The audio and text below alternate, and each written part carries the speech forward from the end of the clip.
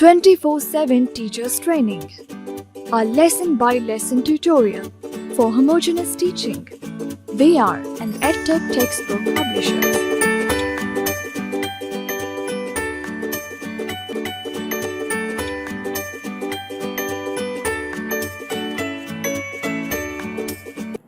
बिस्मिल्लाहिर्रहमानिर्रहीम। अस्सलाम वालेकुम मोहतरम टीचर, स्नोमैन पब्लिशर्स की जानिब से खुश आमदीद। ये सेशन पहली जमात की उर्दू के बाब नंबर 7 पर है, जो कि एक नसरी इबारत पर मुश्तमिल है। उन्वान है सेहत और सफाई। आइए एक नज़र डालते हैं हासिलात ताल्लुम पर। इस सबक की तकमील के बाद तलबा इस काबिल हो जाएंगे कि उर्दू ज़ुबान में किया गया सवाल समझकर उसका जवाब दे सकें, रोज़मर्रा उमूर के बारे में बातचीत कर सकें, सादा अल्फाज सुनकर लिख सकें यानी इमला, मतन या तस्वीर से मुताल्लिक़ तफ़हीमी सवालात के दुरुस्त जवाबात लिख सकें, अपनी ज़ात, घर, इलाके और कामों के बारे में बात कर सकें। 1 मिनट में कम अज़ कम 45 अल्फाज पर मुश्तमिल सादा इबारत रवानी से पढ़ सकें। उस्ताद की मदद से माहौल से मुताल्लिक़ किसी उन्वान पर 3 से 5 जुमले लिख सकें। ख़त्मा, सक्ता और सवालिया निशान की पहचान कर सकें। इन्हें रमूज़ औकाफ भी कहा जाता है। बच्चों को इबारत के उन्वान तक ले जाने के लिए और उनकी किताबें खुलवाने से पहले आप एक मौज़ू तमहीद उठाएंगे, इबारत के उन्वान का ऐलान करेंगे और फिर किताबें खुलवाएंगे। तमहीद उठाने के लिए दर्ज झैल निकात पेश हैं, ताहम यह हर्फ आखिर नहीं है। बेहतर से बेहतर तमहीद के लिए आपकी फ़िक्री जुस्तजू जारी रहनी चाहिए। दर्ज झैल सवालात की मदद से तमहीद उठाएं। क्या गंदे हाथों से खाना ठीक है? क्या आपको सफाई पसंद है? क्या आप अपने घर को साफ सुथरा रखते हैं? जब आप कुरान मजीद पढ़ते हैं तो क्या वुज़ू करते हैं? क्या आप अपने माहौल को साफ रखते हैं? मौजूद टीचर, जब ये सवालात आप बच्चों से पूछ रहे होंगे तो मुझे यकीन है कि इनमें से कोई एक भी सवाल ऐसा नहीं है जिसका फौरी तौर पर बच्चे हाँ में जवाब न दें। ये अलग बात है कि आप, जाहिर है, ये सिर्फ सवाल जवाब कोई सबक से रिलेटेड सवाल जवाब नहीं है, इस सेंस में कि आप कोई उनसे कोई नॉलेज नहीं ले रहे, कोई जो आपने पढ़ाया हुआ है उस पर मबनी सवाल का जवाब नहीं पूछ रहे। ये हर सवाल के पूछने के बाद गुफ्तगू होगी, बच्चों के साथ गपशप होगी। अब आप मिसाल के तौर पर जब आप उनसे पूछेंगे कि क्या गंदे हाथों से खाना ठीक है, वो ये तो कह देंगे कि ठीक नहीं है, गंदे हाथों से खाना नहीं चाहिए। लेकिन आप उनसे फिर ये पूछ सकते हैं कि भाई गंदे हाथों से मुराद क्या है? गंदे हाथों का मतलब सिर्फ ये तो नहीं है कि हाथों पर कोई गंदी चीज लगी हुई है। आप उन्हें बता सकते हैं कि बच्चों, आपने अगर फर्ज करें सुबह हाथ धोए थे, लेकिन अब हाथ धोए हुए भी 2-3 घंटे गुजर चुके हैं, आप मुख्तलिफ अशिया को छू चुके हैं, इन्हीं हाथों से आप मुख्तलिफ काम कर चुके हैं, اور دوبارہ سے آپ کچھ کھانا چاہ رہے ہیں تو آپ دیکھتے ہیں کہ ہاتھوں پر لگا ہوا تو کچھ بھی نہیں، تو آپ ویسے ہی کھانا شروع کر دیتے ہیں۔ تو آپ ان کو بتائیں کہ بے شک ہاتھوں پر کوئی چیز نہیں لگی ہوئی، لیکن ہاتھ گندے ہیں اس لیے کہ آپ ان ہاتھوں سے مختلف چیزوں کو چھو چکے ہیں۔ یہ ہے انداز گفتگو کا۔ سوال جواب صرف ایسا نہیں ہے کہ آپ نے ایک جملے میں سوال پوچھا اور بچے نے ایک جملے میں جواب دے دیا اور آپ پھر اگلے سوال پر چلے گئے۔ کیا آپ اپنے گھر کو صاف ستھرا رکھتے ہیں؟ مثال کے طور پر یہ سوال ہے، اس پہ پھر گفتگو کریں آپ۔ دیکھیے، عام طور پر جو پریکٹس ہے وہ یہ ہے کہ گھروں کی صفائی کے بارے میں سمجھا یہی جاتا ہے، خاص طور پر بچے، کہ کسی نے گھر میں جھاڑو دے دیا، ڈسٹنگ کر دی تو گھر صاف ہو گئے، اور باقی جو وقت ہے کوئی چیز اپنے مقام سے ہٹی ہوئی ہے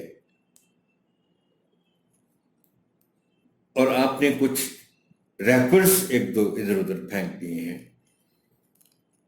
تو پھر بچوں کا کردار کیا ہے گھر کو صاف ستھرا رکھنے میں؟ پھر یہ آخری سوال کہ کیا آپ اپنے ماحول کو صاف رکھتے ہیں؟ اس میں آپ کو ماحول کے معنی بچوں کو بتانا پڑیں گے۔ اس میں پورا گھر شامل ہے، تمام کونے خدرے شامل ہیں۔ بچوں کو مقصد یہ احساس دلانا ہے کہ پورے گھر کا ماحول صفائی چاہتا ہے۔ درجہ بالا سوالات پر مبنی گفتگو کے نتیجے میں بچوں کو صحت اور صفائی، صحت اور صفائی کا ایک مستقل ساتھ ہے۔ صفائی کی عادت اگر بچپن سے پیدا کر دی جائے تو یہ ساری عمر کی ساتھی ہوتی ہے۔ بچپن کی سیکھی ہوئی بات ہمیشہ یاد رہتی ہے۔ اللہ تعالیٰ نے صفائی کو ہمارے ایمان کا حصہ بنا دیا ہے۔ وضو ہمارے دین کا ایک لازمی جز ہے۔ مسلمان دن میں 5 مرتبہ نماز سے پہلے وضو کرتے ہیں۔ جراثیم منہ، ناک، آنکھ، ہاتھ اور پاؤں کے ذریعے سے ہی جسم میں داخل ہوتے ہیں۔ دوران وضو ہم یہ تمام حصے دن میں 5 مرتبہ دھوتے ہیں۔ اسی طرح کھانا کھانے سے پہلے بھی ہاتھ دھونے کا حکم ہے۔ ایسا کرنے سے ہم جراثیم سے محفوظ ہو جاتے ہیں۔ گندگی ہمیشہ بیماری لاتی ہے، جس سے صحت خراب ہو جاتی ہے۔ زندگی کا تمام لطف ختم ہو جاتا ہے۔ ذاتی صفائی کے علاوہ ارد گرد کے ماحول کو صاف رکھنا بھی ہماری ذمہ داری ہے۔ گھروں کو صاف ستھرا رکھنا اور کوڑے کرکٹ کو مناسب طور پر ٹھکانے لگانا ہماری ذمہ داری ہے۔ اس سے ہم صحت مند رہتے ہیں اور اللہ تعالیٰ بھی خوش ہوتے ہیں۔ اب طلباء سے باری باری عبارت کی قرأت کروائیے، مناسب وقفوں میں تلفظ کی درستی کیجیے اور صحیح تلفظ کی ادائیگی کی مشق بھی کروائیے۔ اس ضمن میں درج ذیل الفاظ آپ کی خاص توجہ چاہیں گے۔ محترم ٹیچر، ایک لفظ جو اس فہرست میں شامل نہیں ہے لیکن یہ سبق کا عنوان ہے، اس پہ میں ضرور بات کرنا چاہوں گا، اور وہ لفظ ہے صحت۔ آپ نے دیکھا متن کو پڑھتے ہوئے، عنوان کو دیکھتے ہوئے، کہ لفظ صحت میں ہے کے اوپر شد ہے۔ اس لفظ پر میں خاص طور پر اس لیے بات کرنا چاہتا ہوں کہ یہ لفظ ذرا غیر معمولی ہے تلفظ کے معاملے میں۔ عام طور پر آپ جب اس لفظ کو دیکھتے ہیں اور پڑھتے ہیں تو آپ کو نظر یہ آتا ہے عام طور پر کہ ہے پر شد نہیں لکھی ہوتی۔ یہ لفظ پڑھا بھی عام طور پر شد کی آواز کے بغیر ہوتا ہے، اس کو شد کی آواز کے بغیر پڑھا جاتا ہے، اور پڑھا جاتا ہے اس کو صحت۔ میں یہ تسلیم کرتا ہوں کہ یہ لفظ ایسا ہے کہ اس کو شد کے ساتھ پڑھنا ذرا مشکل ہو جاتا ہے، لیکن چونکہ زبان دانی میں اس لفظ کو اسی طرح لکھا اور پڑھا جاتا ہے، لہذا اس کو شد کے ساتھ ہی پڑھا جانا چاہیے۔ ہاں، اتنی رعایت دی جا سکتی ہے کہ آپ اس کو اتنا مشکل۔ اب ہم آتے ہیں باقی الفاظ کی طرف۔ مستقل،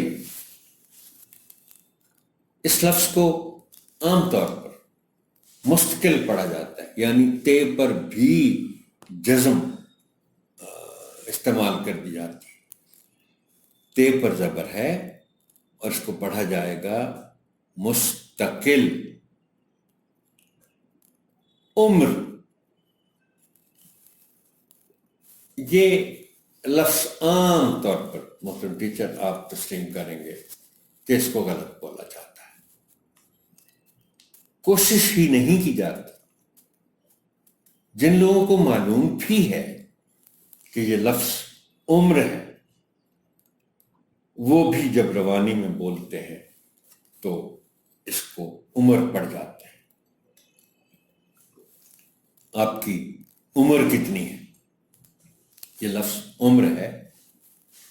شعوری طور پر ذہن میں رکھتے ہوئے، یاد رکھتے ہوئے اس لفظ کو عمر پڑھنا چاہیے ایج کی سینس میں۔ ہاں، اگر یہ نام ہے تو پھر یہ عمر ہے، لیکن ایج کی سینس میں اس لفظ کو عمر ہی پڑھا جائے گا۔ وضو، اس لفظ کے ساتھ بھی یہی ہو رہا ہے کہ عام طور پر لوگ اس کو وضو کہتے ہیں، وضو نہیں کہا جاتا۔ لازمی، اس لفظ کو بھی غلط بولا جاتا ہے، زے پر جزم استعمال کر دی جاتی ہے۔ یہ زے کے نیچے زیر ہے اور اس کو نمایاں طور پر پڑھا جانا چاہیے لازمی، لازمی نہیں، لازمی۔ جسم، یہ بھی عمر کی طرح اس کو بھی غلط بولا جاتا ہے، جسم بولا جاتا ہے، جبکہ درست لفظ ہے جسم، سین پر جزم ہے۔ حکم، محترم ٹیچر یہ بے شمار ایسے 6 حرفی الفاظ ہیں، یعنی 3 حرفوں والے الفاظ ہیں جن کے درمیانی حرف پر جزم ہے، لیکن عام طور پر لوگ اسے، ان الفاظ کو پڑھتے ہوئے وہ درمیانی حرف کی جزم کو شامل نہیں کرتے اور اس پر کوئی اعراب لگا جاتے ہیں، کوئی حرکت لگا جاتے ہیں، جیسے یہ میں نے بات کی کہ عمر کو عمر، جسم کو جسم، حکم کو حکم، حکم حکم ہے، کوڑا کرکٹ، اس میں کوڑا کو تو کوڑا ہی بولا جاتا ہے، لیکن کرکٹ کو کرکٹ لوگ بول جاتے ہیں، کوڑا کرکٹ، کوڑا کرکٹ۔ مناسب، یہاں بھی خیال رکھا جانا چاہیے کہ سین کے نیچے زیر ہے اور مین۔ ایک بات محترم ٹیچر میں ضرور آپ سے گزارش کرنا چاہتا ہوں، میں نے شاید پہلے بھی اس کا ذکر کیا تھا کہ یہ جو الفاظ کے تلفظ کا معاملہ ہے، یہ ایسا ہے کہ آپ نے کسی لفظ کا درست تلفظ پڑھا، لیکن ایسا ہو نہیں سکتا کہ آپ اس کے بعد اس لفظ کو ہر بار صحیح بولنا شروع کر دیں، وقت لگتا ہے، لیکن آپ شعوری کوشش ضرور کرتے رہیں کہ آپ کو جب معلوم ہو گیا ہے کہ ایک لفظ کا تلفظ صحیح یہ ہے، تو پھر یاد رکھیں کہ اس کو میں نے اس طرح بولنا ہے۔ طلباء کو مشکل الفاظ کے معنی بتائیے، سمجھائیے اور تختہ تحریر پر لکھیے۔ آپ کی آسانی کے لیے چند الفاظ اور ان کے معنی ذیل میں پیش کیے جا رہے ہیں۔ مستقل، ہمیشہ کے لیے، لازمی، بہت ضروری، جیسے طالب علمی کے دور میں کچھ مضامین لازمی ہوتے ہیں، کچھ اختیاری ہوتے ہیں۔ جز، حصہ، لطف، مزہ، خوشی، آپ استعمال کرتے ہیں، لطف اندوز ہونا۔ دوران، درمیان، ٹھکانے لگانا، صحیح جگہ رکھ دینا۔ بلکہ یہ ایک اور معنی میں بھی استعمال ہوتا ہے کہ کسی چیز کو آپ پھینک بھی دیتے ہیں، آپ کوڑا کرکٹ ہے اس کو بھی آپ ٹھکانے لگاتے ہیں، یعنی جو جگہ مخصوص ہے کوڑا کرکٹ کی، وہاں اس کو پھینکنا کا مطلب ہوگا کہ اس کو آپ نے ٹھکانے لگا دی۔ بند کتابوں کے ساتھ پہلے آپ عبارت کا مفہوم بیان کریں، پھر طلباء کو خاموش قرأت کا وقت دیں، اس کے بعد ان کی کتابیں بند کروا کر منتخب بچوں کو عبارت کا مفہوم بیان کرنے کے لیے کہیں۔ اس کے لیے پھر میری آپ سے گزارش یہ ہوگی کہ متن کا مفہوم جب آپ بچوں کو بتائیں گے، سمجھائیں گے، تو آپ شعوری طور پر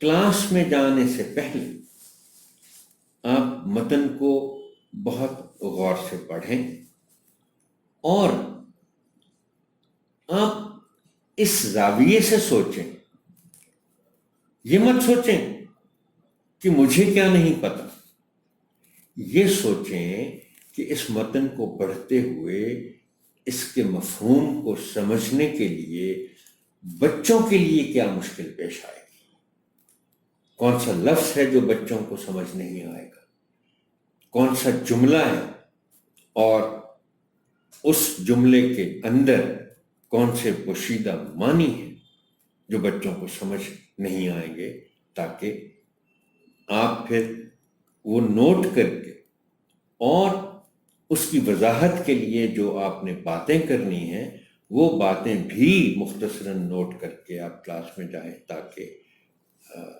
ان کی وضاحت کر سکیں۔ مثال کے طور پر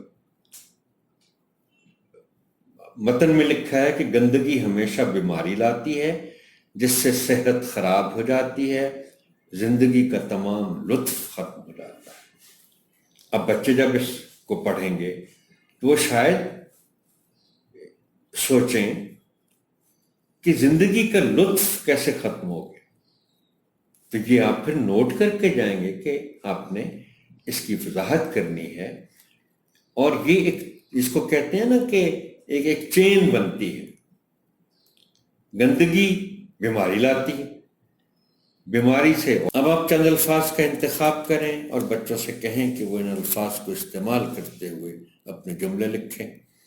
آپ ان کے جملوں کی اصلاح کریں اور پھر نمونے کے طور پر خود بھی ان الفاظ کے جملے بنائیں اور تختہ تحریر پر لکھیں. اب ہم آتے ہیں متعلقہ حاصلات تعلم کے حوالوں کے ساتھ مشق، زبان شناسی اور لکھائی کے کچھ اہم پہلوؤں کی طرف. سب سے پہلے ہے علامات وقف یا رموز اوقاف کا استعمال. صفحہ نمبر ہے 93 زبان شناسی کے تحت. محترم ٹیچر، یہ الفاظ جو ہیں رموز اوقاف کے،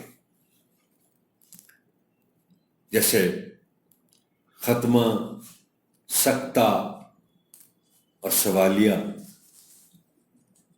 سوالیہ لفظ تو شاید بچے جلدی سمجھ جائیں، مگر باقی جو الفاظ ہیں جیسے ختمہ ہے اور سکتہ ہے، یہ ان کے لیے نئے ہیں. میرا خیال ہے کہ ظاہر ہے بچے چونکہ انگریزی بھی پڑھ رہے ہیں ساتھ ساتھ، تو آپ تھوڑا انگریزی کی جو پنکچویشن مارکس ہیں ان کے ساتھ ضرور ان الفاظ کو یا ان علامات کو ریلیٹ کر دیں. اور ان کو آپ جب ختمہ اور سکتہ کی بات کریں، سوالیہ کی بھی بات کریں، تو پھر ان کو بتا سکتے ہیں کہ ختمہ فل سٹاپ ہے، سکتہ کوما ہے اور سوالیہ کوشچن مارک ہے. مقصد یہ ہے کہ آپ یہ چونکہ الفاظ نئے ہیں، آپ ان کے معنی بچوں کو ضرور بتائیے اور اس کے بعد پھر کچھ عرصے کے لیے ان الفاظ کو آپ استعمال کرتے رہیں تاکہ اور بچے بھی ان کو استعمال کریں. آپ پوچھ سکتے ہیں یہ نشان کیا ہے، اس کو اردو میں کیا کہتے ہیں، یہ ختمہ ہے، سکتہ ہے، سوالیہ ہے. تو بچے آہستہ آہستہ پھر اس سے مانوس ہو جائیں گے، واقف ہو جائیں گے اچھی طرح. یہ حاصل تعلم ہے طلبہ ختمہ، سکتہ اور سوالیہ نشان کی پہچان کر سکیں. اس کے بعد ہے صفحہ 94 پر پیاسے کوے کی دی گئی کہانی.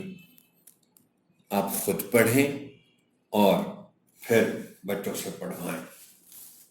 اب یہ خود پڑھنے اور پڑھوانے کا مقصد یہ ہوتا ہے کہ وہ صحیح تلفظ کے ساتھ اور تسلسل کے ساتھ یعنی روانی کے ساتھ پڑھ سکے.